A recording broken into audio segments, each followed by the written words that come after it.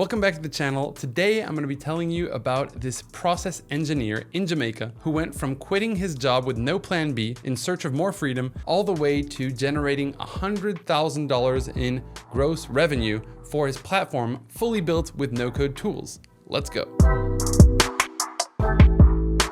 Welcome back to the channel, everyone. This is my startup studio, and I'm Christian Peverelli, the co-founder of WeAreNoCode. We teach and empower people who are non-technical to launch their businesses, leveraging this awesome technology called no-code, and also teaching them the step-by-step methodology that is required for startups to succeed. So subscribe to the channel to get more useful tips and tricks for entrepreneurs. In 2019, Stephen Campbell was a process engineer, but kind of felt like he wanted more freedom in his life. He felt like there was something greater for him out there. He felt like there was an opportunity for him to use his creativity in a way that would allow him to become his own boss, find self-reliance, and to be able to spend his time on the things that he cared the most about: his family, his religion, and his business. So he quit his job with a 1-year time period to be able to make this dream take place and come true. Now, at first, things weren't so clear about exactly what it is that he wanted to do, but of course, a year went by very quickly, right? In the past, he had created an e-commerce store, which had had some success, but ultimately not enough to continue investing all the time into building that. And having spent that 1-year savings, he was finding himself in a position where he was going to have to find ways to find side gigs, which is the moment at which he chose to take a gig and start working part-time for a Jamaican domain registrar, kind of like Namecheap or like GoDaddy, for example, and he started working part-time for them. Now, as he continued his journey in entrepreneurship and having a part-time gig, he essentially discovered a domain name that had the word no-code in it. And he got super intrigued into what this no-code thing was. So he essentially went onto Twitter and started following the hashtag, understanding, listening to people who were talking about it, and discovered this entire new way of building software that would not require learning how to code, that would not require having to learn coding language at all or understanding what HTML even means or CSS or all this jargon from the tech world. And it was really, really exciting to him. He realized that essentially it was blowing up. So having had experience buying and selling domains, he basically bought some no-code domains that he'd be able to use for future endeavors. But really, the deeper he got into the no-code movement, the more he started getting excited about the possibilities of what you could actually build leveraging no-code.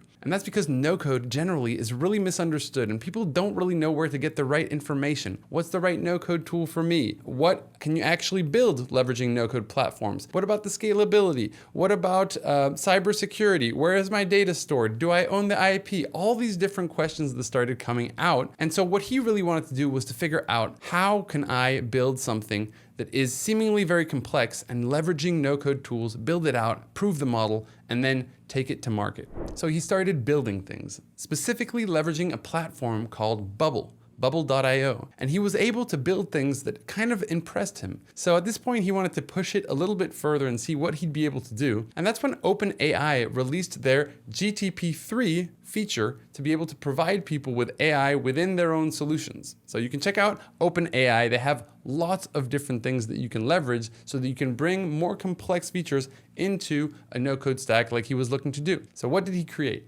He built this platform called Ghostwriters, a platform that was essentially an AI-assisted copywriter for people who were looking to create better content. And this is how he built out his first no-code tool, which was actually an AI startup. Now, a lot of people think that when you get into AI and things like that, there's no way that you could do anything within no-code. Think again. And so at this point in the story, he was able to get some customers to subscribe to this project. So at this point in the story, Stephen had an AI company built with no-code tools. But he, at the core of all this, really only wanted to be a maker. He wanted to be able to create amazing things, and his interest with the copywriting tool he had created was not necessarily in turning it into a company. It was really all about trying to push no-code tools to the point at which he could prove to himself that there was a real value in learning it, and that it was going to take a huge spot in the future of building. So at this point, he was looking to sell this small side project, which was already bringing in hundreds of dollars a month of recurring revenue. He tried posting on some of of the classic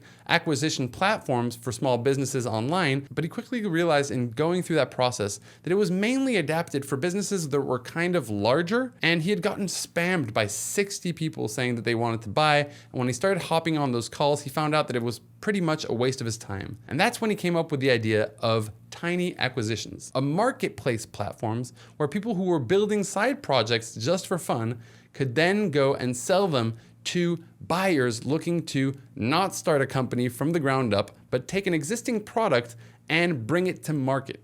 And so he started tinyacquisitions.com. Now the platform is live. You can check out the link that I have below if you'd like to go and check out some of the platforms or some of the side projects that are being sold, but it's very uniquely catered towards these smaller projects that are more like side projects that can become full-on startups. And in that way, he was able to quickly make a name in the market. Now he launched the platform in June of 2021 and really just expected to be able to have a couple of users to start testing it out. But by December 2021, he quickly realized there was a real demand behind this because he already had 2,500 users on the platform and had generated 5 figures in gross sales. So at this point, he had built out the product, validated the demand, and it was now time to start scaling. Now his platform is growing at 30% month over month, has generated more than $100,000 in gross volume, and is providing 25K ARR. And when we talked about his entire journey as an entrepreneur, going from having a full-time business he was unhappy in, to quitting his job and struggling for a year, all the way through discovering no-code and starting to build, he was convinced that no-code is the future, and Tiny Acquisitions is a reflection of how much there is going to be value in learning things,